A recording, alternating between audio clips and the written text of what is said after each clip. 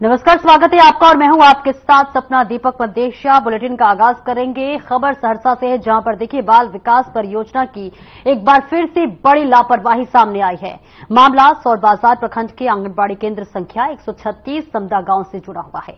आपको बता दें कि 9 बजे सुबह इस केंद्र पर सहायिका तो बिना ड्रेस में देखी गई, लेकिन नौनिहाल बच्चे नदारद दिखे। वही विभाग द्वारा जिस केंद्र पर 40 बच्चों का जिम्मा सौंपा गया था, इसके बावजूद भी केंद्र पर एक भी बच्चे उपस्थित नहीं दिखे। वही केंद्र पर बिना ड्रेस की मौजूदा सहायिका मंजू कुमारी ने कहा कि सेविका मंजू कुमारी छुट्टी पर है और हम बच्चे को बुलाने गए, लेकिन बच्चे नहीं आए। वही स्थानीय लोगों की माने तो ये आंगनबाड़ी केंद्र मनमानी तरीके से संचालित होती है और विभागीय अधिकारी के मिलीभगत से सरकार द्वारा किए जाने वाले सुविधाएं नौनिहाल बच्चों को नहीं मिल रहा है और इसलिए बच्चे आंगनबाड़ी केंद्र जाने से कतराते हैं। वहीं जब इसकी जानकारी विभाग के सीडीपीओ राहुल मिश्रा से ली गई तो उन्होंने जांच करवाने की बात कहकर अपना पलड़ा झाड़ लिया।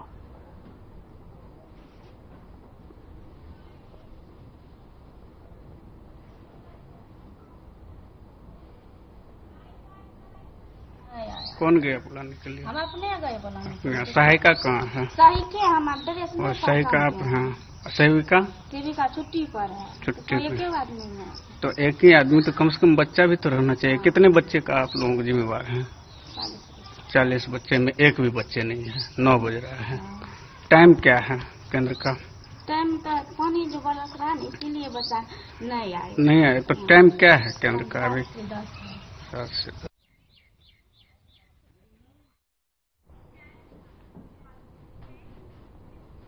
वहीं दानापुर के रूपसपुर थाना क्षेत्र के राम जयपाल नगर में अज्ञात अपराधियों ने 4 साल की मासूम बच्ची को गोली मार दी, जिसके इलाज के दौरान मौत हो गई। दरअसल घर के बाहर निकली 4 साल की बच्ची को किसी अज्ञात हमलावरों ने गोली मारकर हत्या कर दी। वहीं मामले को लेकर मसौड़ा पालीगंज निवासी मृतका अनुष्का के पिता हरिओम कुमार ने स्थानीय थाने में अज्ञात हमलावरों के खिलाफ मामला दर्ज कराया है। दर्ज मामले में पीड़ित पिता ने बताया है कि वे एमआर का कार्य करते हैं और वे राम जयपाल नगर रोड नंबर 4 में मनोज सिंह के मकान में किराएदार के रूप में रहते हैं। वहीं इस संबंध में थानाध्यक्ष रणविजय सिंह ने बताया कि बच्चे का पोस्टमार्टम कराकर परिजनों को सौंप दिया गया है। घर के आसपास लगे सीसीटीवी फुटेज को खंगाला जा रहा है।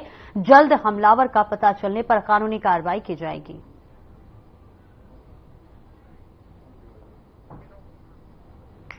होली प्रोमिस अस्पताल पटेल नगर में एक 3.5 वर्षीय बच्ची को गोली लगने से चिकित्सकों के द्वारा इलाज किया जा रहा है। सूचना के सत्यापन एवं आवश्यक कार्रवाई हेतु होली प्रोमिस अस्पताल पहुंचा तो देखा कि 3.5 वर्षीय बच्ची, जिसका नाम अनुष्का कुमारी, पिता हरिओम कुमार, साकी राम जयपाल नगर रोड नंबर 4, थाना रूपसपुर, जिला पटना, वर्तमान पालीगंज के रहने वाले हैं। इनके द्वारा आवेदन दिया गया कि अज्ञात के द्वारा ऐसा घटना कारित किया गया है। इस संबंध में अज्ञात के विरुद्ध प्राथमिकी दर्ज कर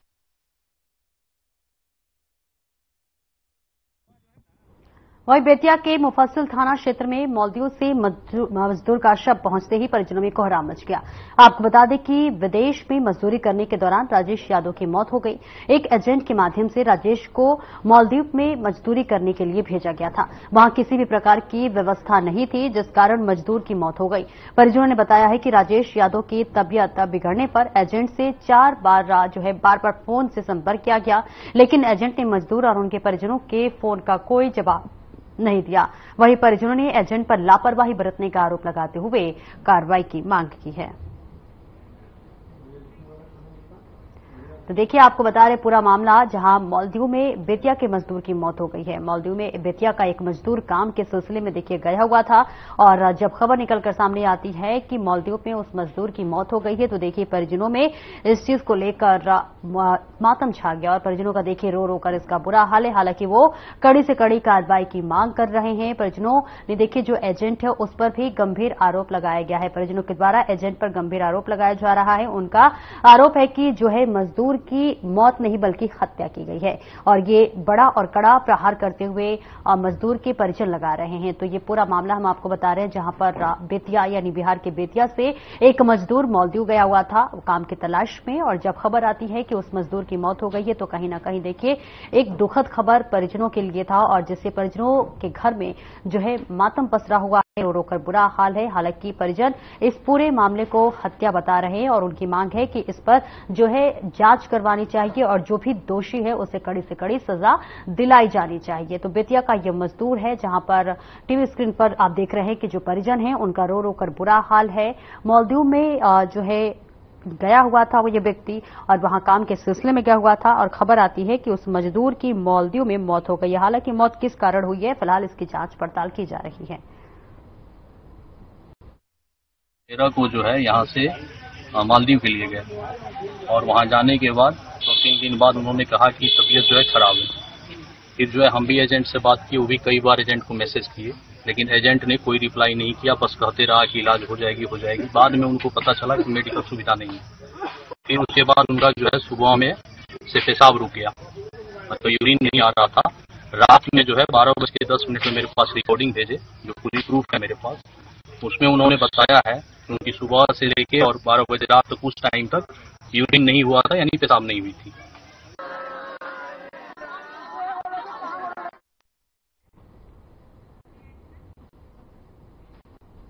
और अगली खबर की रुख करते हैं जहां खबर बेतिया के नरकटियागंज से है, जहां पर नगर के 7 ग्रामीण हिस्सों में बीती रात हुई भारी बारिश में नगर समेत ग्रामीण इलाके जलमग्न हो गए। नगर के वार्ड संख्या 7 शिवगंज मोहल्ले में पीसीसी सड़क पर 1.5 से 2 फीट पानी भर गया। वार्ड नंबर 3 की भी यही हाल है और इस वार्ड में जल निकासी की व्यवस्था नहीं होने के चलते लगभग 1.5 से 2 दर्जन लोगों के घर में पानी घुस गया है। लोगों को भय सताने लगा है कि कहीं 2017 की बाढ़ फिर से न आ जाए। लोगों के घरों में नालों की गंदा पानी घुसने के कारण उन्हें मध्य रात्रि में ही अपना सामान सुरक्षित जगह पर रखना पड़ा और इस कारण देखिए वार्ड में लगभग 4 सालों से जल निकासी की स्थायी व्यवस्था नहीं होने के चलते 200 से 300 लोगों को भारी परेशानियों का सामना करना पड़ रहा है। वहीं वार्ड नंबर 4 की अगर बात कर ले तो जल जमाव से नगर परिषद के सभी दावे फेल होते हुए नजर आ रहे हैं। हर साल नदी में थोड़ा भी पानी आ जाता है, गांव में पूरा परेशानी हो जाता है, पूरा कटाव पड़ता है। देखिए टैक्स गोडाउन है, टैक्स गोडाउन का क्या हालात है। टैक्स गोडाउन थोड़ा सा पानी में पूरा गिरना स्टार्ट हो गया है। हमको तो लग रहा है कि इससे थोड़ा बहुत ज्यादा पानी आएगा तो ये गोडाउन भी गिर जाएगा। मगर हर साल हम लोग लिखा पढ़ी करते हैं, वीडियो को, विधायक को, MP MLA को कहते हैं, मगर कभी भी हम लोग का सुनवाई नहीं होता है। प्रशासन से हम मांग करेंगे इस पर सोच विचार करके इस पर कार्रवाई किया जाए। 7 और वार्ड नंबर 3 निश्चित रूप से नगर परिषद के लिए कलंक है। जहां तक जितना डीजल जल गया है उतना में इसका मास्टर प्लान बनाकर कि अभी तक इसकी व्यवस्था हो जाती। इस समय लोगों को पानी लाने के लिए भी कष्ट है।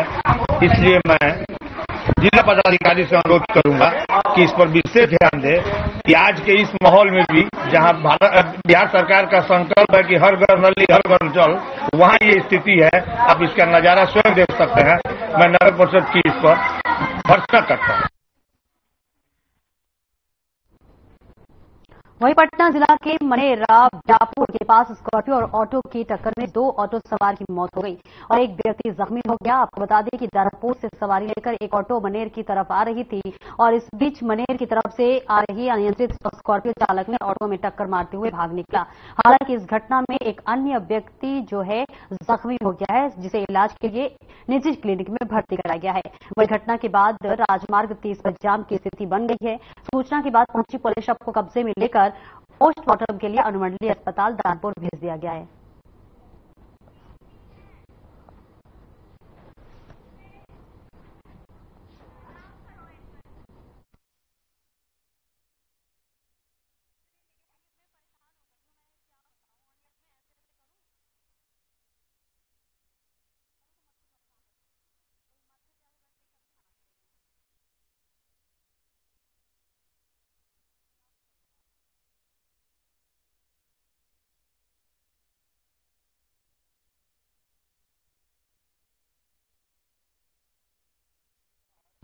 यहाँ रोड एक्सीडेंट में दुर्घटना हुआ है।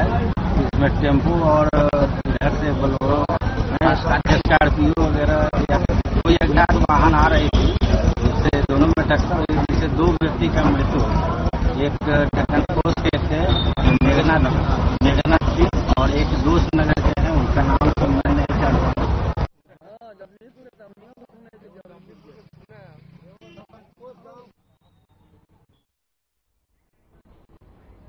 बड़ी खबर दानापुर के जानीपुर से है, जहां पर जानीपुर बाजार के रहने वाला अजय चौधरी और उसके परिवार वालों ने एक विवाहिता का बेरहमी से कत्ल कर दिया है। ये घटना संध्या नाम के एक विवाहिता के साथ हुई है, जिसे उसके ही ससुराल वालों ने बहला फुसलाकर नौबतपुर थाना क्षेत्र के खजूरी की तरफ एकांत में ले जाकर के उसकी धारदार हथियार से मारकर हत्या कर दी। वहीं परिजनों ने हत्या में शामिल उसके पति अजय चौधरी और उसके माता पिता, 3 बहन, मां के 3 बेटे और एक भांजा का नाम देते हुए शिकायत दर्ज कराई है।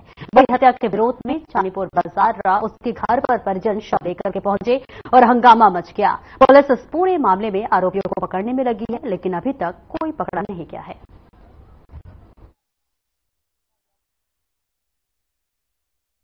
मैं रंजीत चौधरी अपने पूर्व होश हवास में अपना जान हम त्याग रहे हैं। हमको जिंदगी से प्यार नहीं है, हम अपना जीवन त्याग रहे हैं। तारीख के हुक्म में हम अपना जीवन त्याग रहे हैं। जो पहले वो लड़का से शादी किए तो उसको शादी करने जा रहे थे, तो लड़का बोला कि हमको ये सामान चाहिए, ये चीज चाहिए, ये चीज चाहिए, पूरा उसको सामान पूरा दे दिए। कोई चीज कमी नहीं किए, बिना सामान के तिलक नहीं करा रहा था, तो जो मांगा उसको ही हम सब दे दिए। फिर इसके बाद में शादी हो गया, फिर घर पर ले आते उसका बाप में ढंग से नहीं रह रहा था, तो उसका मम्मी पापा बहन सब उदबास दे रहा था। उदबास देते देते यही सब लड़का को उसको उदबास दे लड़का को जा किया, फांसी दीवा के मुआ दिया। 2023 में शादी हुआ था, 23 में शादी कर अपना मन से सब देखा देखी, सब अपने मन से। शादी के बाद लड़ाई झगड़ा होता है, उसके बाद में भी वो सब 5 लाख रुपया, 2 घर सोना, ढानी घर अंगूठी और ढानी घर अंगूठी पूरा सामान मेरे घर पूरा शादी के बाद लड़ाई झगड़ा होता था। लड़ाई फिर ओकर बाद में मैं पहला लड़ाई करके हमको दमार मतलब खत्म हो गया लोग पहले का साथ। फिर ओकर बाद में कुमार भाई था, बच्चा मतलब हमको लड़के के आ गया।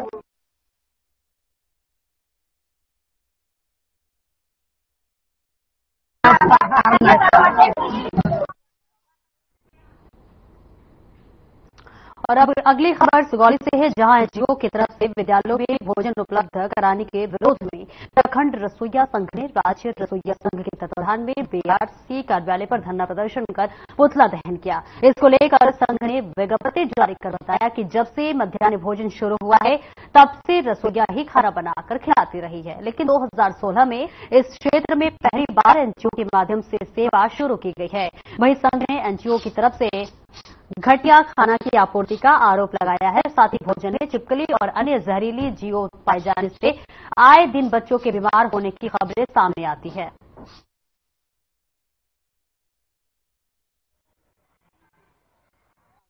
ये आज प्रतीकात्मक तौर पर हमें पता चली कि सुगौली में मिड डे मील एजेंसी के द्वारा एनजीओ के द्वारा वितरण 1 जुलाई से होगी।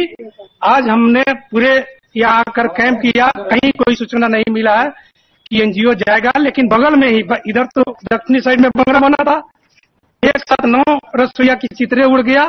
अब उत्तरी साइड सुगौली की फिर चित्रा उड़ाने के लिए तैयारी में सरकार है। और नीतीश जी हम लोगों ने आगाह भी किया था रसोईया को और तमाम स्कीम वर्कर और ठेका तमाम मंदे कर्मी को कि अगर मोदी जी की सरकार टर्म आ गए तो आखिर बार खैर नहीं होगी।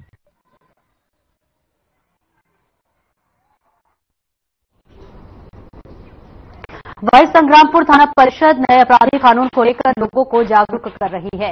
आपको इसी के साथ साथ बताते चले कि जागरूकता अभियान के तहत जागरूक कर रही है और भारत सरकार द्वारा संसद में पारित नए आपराधिक कानून 2024 के लागू होने को लेकर जिले के सभी थाने में लोगों को नए आपराधिक कानूनों की जानकारी देने के लिए सभा का आयोजन किया गया और तारापुर प्रशिक्षु डीएसपी रवि कुमारी थाना अध्यक्ष ओपी कश्यप के नेतृत्व में प्रखंड विकास पदाधिकारी, अंचल पदाधिकारी की मौजूदगी में कानून के पालन करने की अपील की गई है।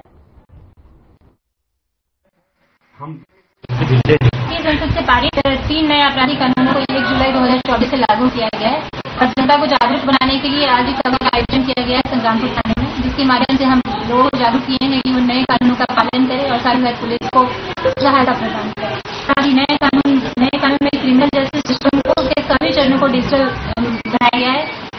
महिलाओं और बच्चों से संबंधित जो भी घटनाएं हो रही है उसको त्वरित गति से उसका निपटारा किया जाए। कमी को ढककर नवादा में पहली बरसात ने ही नवादा में स्वास्थ्य व्यवस्था का पोल खोलकर रख दिया है। वहीं सदर अस्पताल का मुख्य पंच से लेकर अस्पताल परिसर स्थित दवा काउंटर, एक्सरे रूम एवं कई वार्ड पानी में डूब गया है, जिससे आम मरीजों को काफी परेशानियों का सामना करना पड़ रहा है। वहीं जल जमाव के कारण मरीज को स्ट्रक्चर उपलब्ध नहीं कराया गया, जिसके बाद मरीज के बुजुर्ग बाप अपनी बेटी को कांधे पर उठाकर इधर से उधर जांच और इलाज के लिए जाना पड़ा। पहली बरसात ने अस्पताल का सूरत बिगाड़ा। बच्चे बारिश नीचे गिरी थी, पैर फ्रैक्चर कर गया और सदर अस्पताल में जाने के बाद सीटों का टोकन कटाया इमरजेंसी में। हमको ना वहाँ पर स्ट्रेचर मिला ना किसी ने कुछ बताया। उछली को लेकर मैं डॉक्टर के कक्ष में गया, उन्होंने एक्सरे लिख दिया और उसके बाद इंजेक्शन दिया और एक्सरे के लिए जो नहीं स्ट्रेचर हो गया तो स्ट्रेचर नहीं मिला, किसी ने कुछ सपोर्ट नहीं किया। मैं अपनी बच्ची को कंधा पर लेकर इसी पानी में और मैं पानी में लेकर के रास्ता चला रहा था। अब मेरे पास कोई साधन नहीं तो नहीं उठाए बच्ची।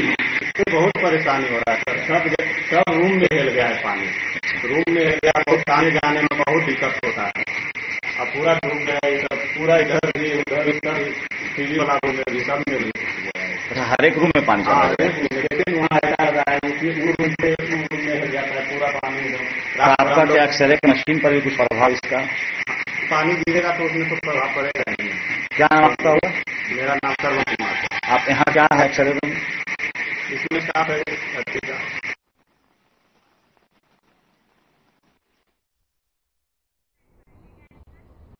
और आगे बढ़ते हैं। कबैया थाना क्षेत्र के वार्ड 17 और 19 में 3 दिनों से बिजली आपूर्ति बाधित रहने से नाराज लोगों ने पटना रोड मुख्य सड़क मार्ग जो है जाम कर हंगामा कर दिया। जाम के कारण वाहनों की लंबी लंबी कतारें लग गई। जाम के कारण लोगों को काफी परेशानियों का सामना करना पड़ा। वहीं राहगीर जब जाम का विरोध किए तो जाम कर रहे लोगों ने एक राहगीर की जमकर धुनाई कर दी। हालांकि जाम की सूचना के बाद मौके पर पहुंची कबैया पुलिस ने लोगों को जल्द विद्युत आपूर्ति करने का आश्वासन देकर जाम तुड़वाया।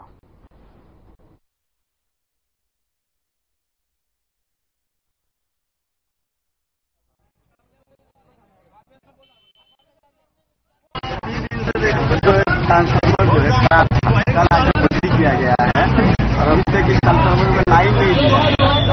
3 दिन बहुत बड़ी बात हो जाती है। ऐसे बिजली भी लग रहा है, पानी की बहुत बड़ी समस्या है। इसलिए ये लोग आक्रोश में आए। आज मतलब कई कॉल बिजली विभाग और बिजली विभाग के जो मैकेनिक है, इंजीनियर है, उसको फोन किए लेकिन कोई सुनवाई नहीं हुआ। तब लास्ट में लोगों ने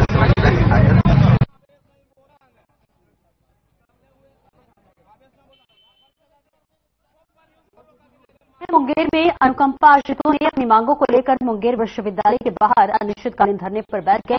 धरना पर बैठे आश्रितों का कहना है कि मुंगेर विश्वविद्यालय 31 अनुकंपा आश्रितों को अब तक नियुक्त नहीं किया गया है। साल 2022 में 6 लोगों को नियुक्ति मिली है, लेकिन 31 लोगों को अब तक नियुक्ति नहीं दी गई है, जिसके कारण हम लोगों की दयनीय स्थिति हो गई है।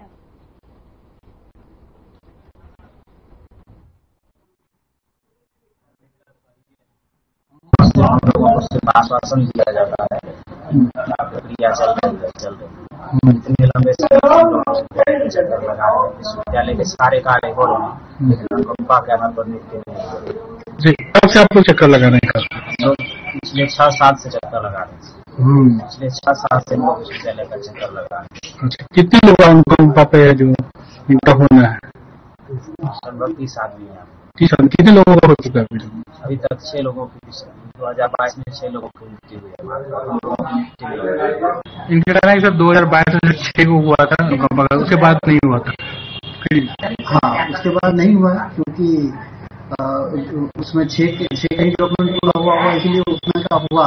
ये ज्यादातर एप्लीकेशन उसी समय के हैं, इन्होंने पूरा नहीं किया, एप्लीकेशन ताजा होगा। अभी भी बहुतों के डॉक्यूमेंट में कमी है, लोग कोशिश करते हैं कि ये डॉक्यूमेंटेशन ठीक कर लें और राज्यपाल के निर्देश के अनुसार इसका जल्द से जल्द कार्रवाई की जाएगी।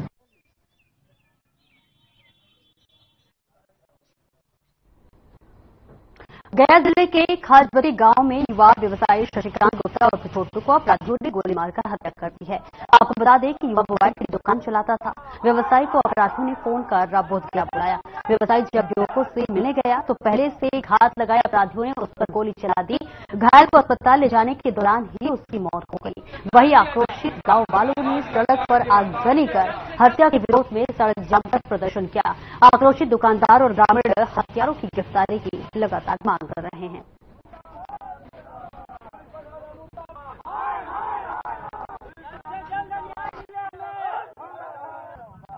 घटना जो है इसको फोन करके बुलाया गया है। फोन के बाद इस तरह का घटना गया, जबकि इसका फोन संबंधी हम पुलिस को हम लोग दिए हैं।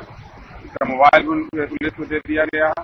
और रही बात तो हम लोग पूरे ये मांग करते हैं सरकार से, इस तरह के जो घटना हो रहा है हम लोग व्यवसाय के साथ, उसे पूर्ण रूप से उसका जांच हो और जो सजा होता है इस तरह का घटना में कड़ी से कड़ी सजा दिया जाए। उनका हत्या का गोली मार दिया गया। कहाँ पर नगरेश्वर मोड़ के पास मारा गया, खेलोती का नगरेश्वर मोड़ के पास। वजह किसने मारा कुछ पता चला? किसने पर मारा को नहीं पता। ये क्या करते थे? मेरा भाई दुकान करता था। क्या चीज? मोबाइल का दुकान था, गणेशचक पसवान चौक के पास दुकान। पुलिस में दर्ज किया मामला? हाँ, पुलिस में दर्ज किया ना, अभी तक उसका जारी है, पता नहीं चला है।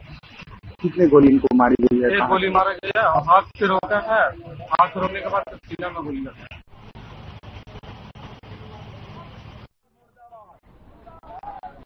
वही चंदन कियारी के और बरबसिया के बीच गवाई नदी पर बना पुल का खंभा क्षतिग्रस्त हो चुका है।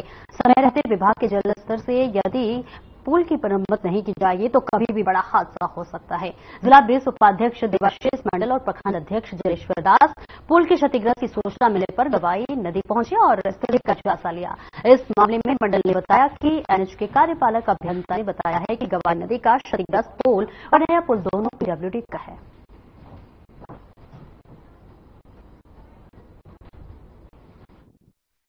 पुल का स्थिति देखा हमने,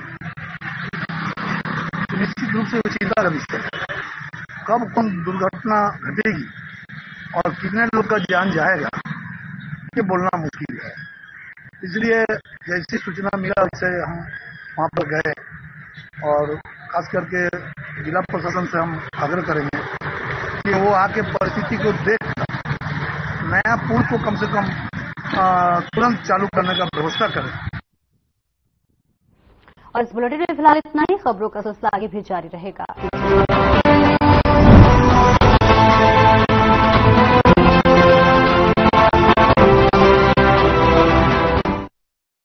क्या रंग खिला